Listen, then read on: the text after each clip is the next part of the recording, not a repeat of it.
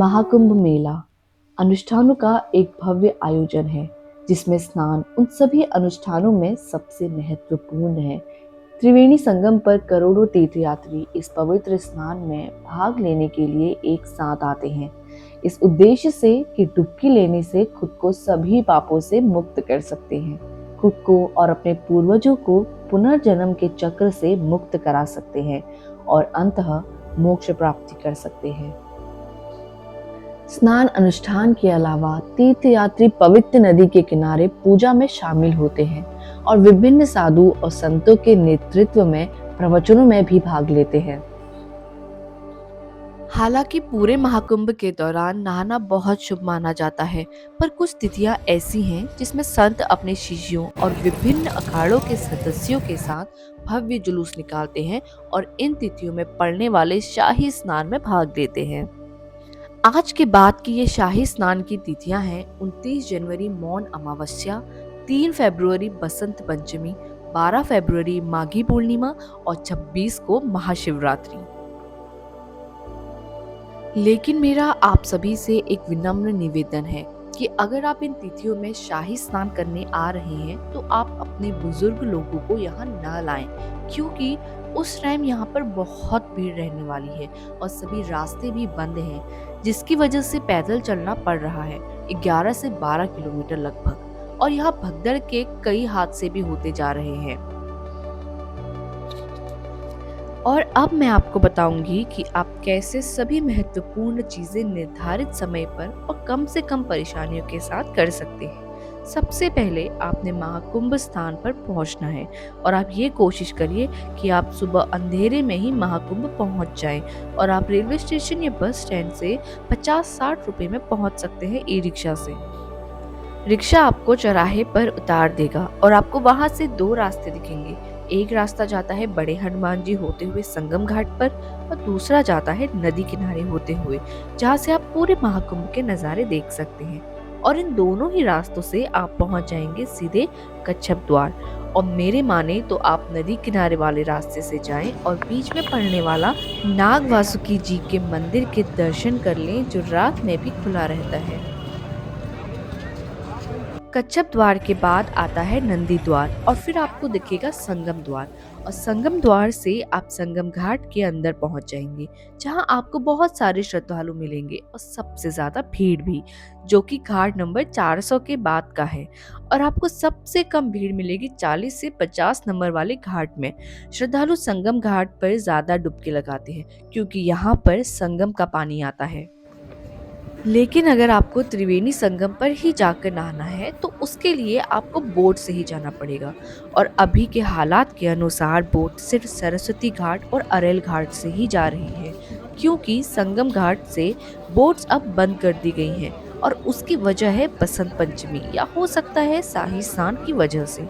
और कुछ बोट हादसा हुआ था, जैसे मुझे सुनने में आया लोगों और अधिकारियों से। अरेल और सरस्वती घाट में से जो नजदीकी घाट है वो है सरस्वती घाट, जो सिर्फ नाम का ही नजदीक है, क्योंकि यहाँ जाने के लिए आपको चलना पड़ेगा 4 से 5 किलोमीटर। लेकिन वो कहते हैं ना कि अगर मन में आस्था हो तो आप कुछ भी कर सकते हैं और वहाँ पहुँच जाएंगे, जैसे मैं पहुंची। सरस्वती घाट पहुंचने के लिए आप गूगल मैप्स का सहारा ले सकते हैं, जो बिल्कुल एक्यूरेट है। लेकिन एक चीज का बहुत ध्यान दें कि आपको वहां सुबह जल्दी पहुंचना है, क्योंकि घाट बंद हो जाता है, और उसकी वजह है आपको आगे वीडियो में बताऊंगी।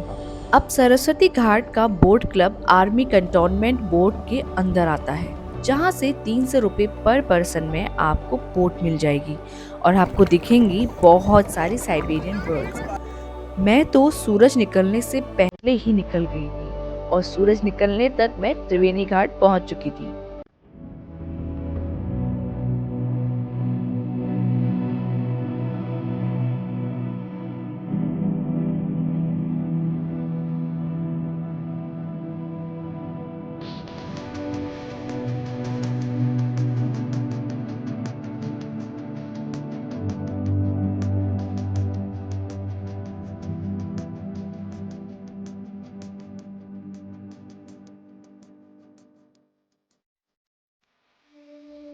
यमुना नदी से होते हुए आप पहुंच जाएंगे त्रिवेणी संगम पर, जहां आप महाकुंभ के पावन अवसर पर गंगा, यमुना और सरस्वती के त्रिवेणी संगम में डुबकी लगाएंगे।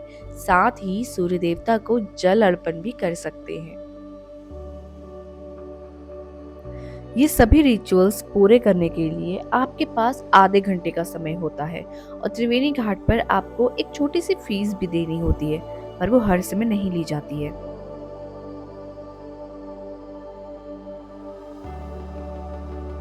त्रिवेणी संगम से आपको वापस सरस्वती घाट पर ही लाया जाएगा। और अब मैं आपको बताती हूँ कि आपको क्यों सुबह जल्दी आना है सरस्वती घाट पर। क्योंकि आप सामने देख सकते हैं यहाँ हवा चलने लग गई है और अब वाटर पुलिस वाले किसी को भी त्रिवेणी घाट पर नहीं जाने दे रहे हैं, क्योंकि बोट डूबने का डर रहता है। और नॉर्मली यहाँ चप्पू वाली बोट से जाती है जो तेज लहरों में पलट सकती है। और यहाँ पर कुछ मोटर बोट्स हैं, लेकिन वो वीआईपीज के लिए ही हैं, जिनके लिए ये हर टाइम खुला है। अगर आप सुबह सुबह आ गए तो आ गए। यहाँ एंट्री अब नहीं दी जा रही है लोगों को, क्योंकि सरस्वती घाट से अब बोट नहीं चल रही हैं। सरस्वती घाट से आते वक्त आपको शिवजी का मनकामेश्वर मंदिर दिखेगा, वहाँ दर्शन जरूर करें।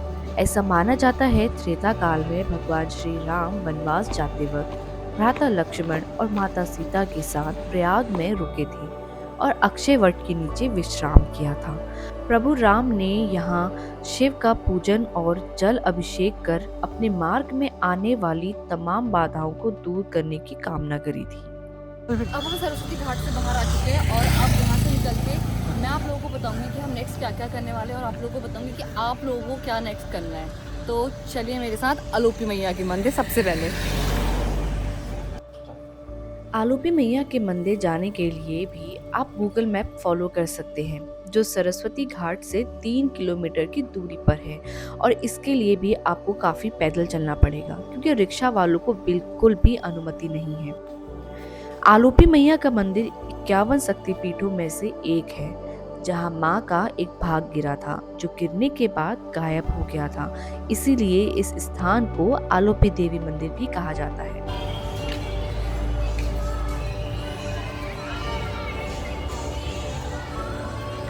आलोपी माँ के दर्शन के बाद आपको जाना है बड़े हनुमान जी या लेटे हुए हनुमान जी के मंदिर, जो यहाँ से 2 किलोमीटर की दूरी पर है और बीच में पड़ेगा प्रयागराज रेलवे स्टेशन। और गूगल मैप फॉलो करके आप पहुँच जाओगे मंदिर। मंदिर के गेट तक तो मैं पहुँच गई, लेकिन दर्शन नहीं कर पाई, क्योंकि वहाँ कोई बड़ा मंत्री आए हुए थे। तो मैंने वापसी में छोटे हनुमान जी के दर्शन करे और आशीर्वाद ले लिए।